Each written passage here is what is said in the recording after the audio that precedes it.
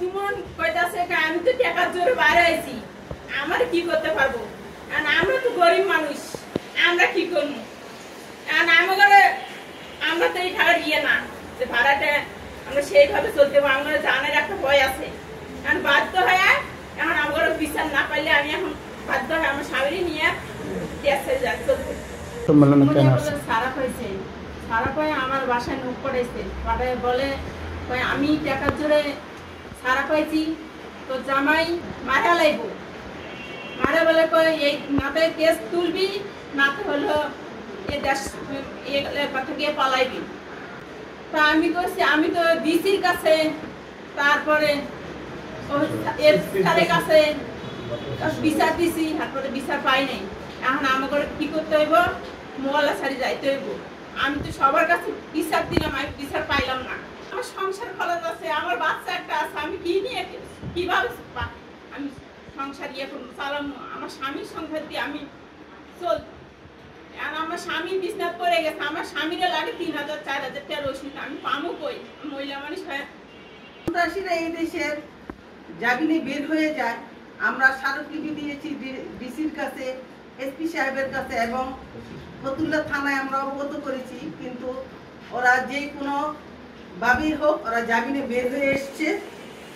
জামিনে বের হয়ে আমি শুনতে পেলাম যে মশিউর রহমান রনির নাম নিচ্ছে। ওর অনেক বড় সাহস, ও এই ডাল ছেড়ে আরেক ডাল ধরে, ওই বিভিন্ন ডাল ধরে মশিউর রহমান রনির নামে মিথ্যাচার করছে। কিন্তু এক তীব্র নিন্দা জানাচ্ছি, মশিউর রহমান রনি এই ব্যাপারে একেবারেই অবগত নয়। এখানে মশিউর রহমান আত্মীয় স্বজনকে কারো ইনভলভ না। এখানে আমরা এলাকাবাসী হইয়া যাতে সুয়েলের বিচারটা চেয়েছি, কারা? আমরা এলাকাবাসীরা চেয়েছি, যাতে বিসিকের শান্তি রক্ষাতে চেয়েছি। এখানে বিসিক যাতে ভালো থাকে আমরা চাই। এখানে লক্ষ লক্ষ মানুষের চাকরির সংস্থা, এখানে ওরা যাতে ভালো থাকে, আমরা এই জন্য সন্ত্রাসের বিরুদ্ধে গিয়েছি।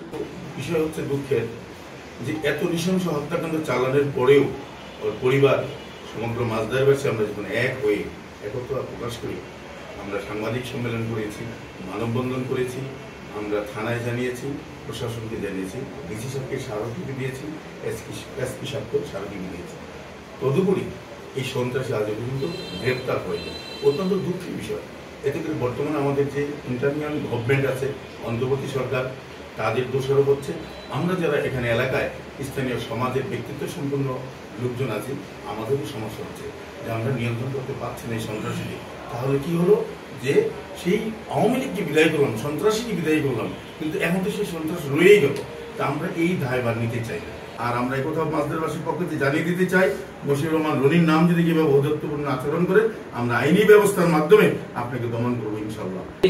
সুমন গ্রুপ প্লাস আরো যারা আছেন এদেরকে কঠোরভাবে বিচার আইনের মাধ্যমে বিচার করা হয়।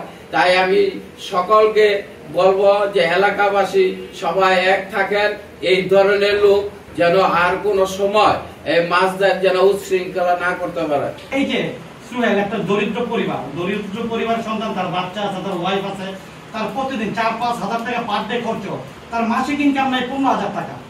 তার মাসিক ইনকাম নাই 15,000 টাকা। আপনারা চাইলে জাস্টিফাই করে দেখতে পারেন, এলাকায় যে খোঁজ খবর নিয়ে দেখতে পারেন। এখন তার পরিবার দায়ভার কে নিবে?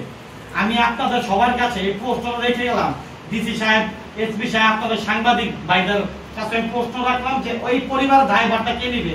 এই সুহেলের এই যে অসুস্থতা, এটার দায়ভার কে নিবে? সমাজের নিরাপত্তার দায়ভারটা কে নিবে?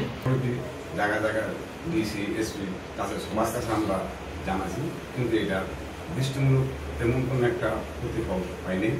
এবং তারা কীভাবে জামিনে বাইরে আসে তাই বলে এটা আমার দাবি, এবং এটা সুহেলের বিচার চাই আমি।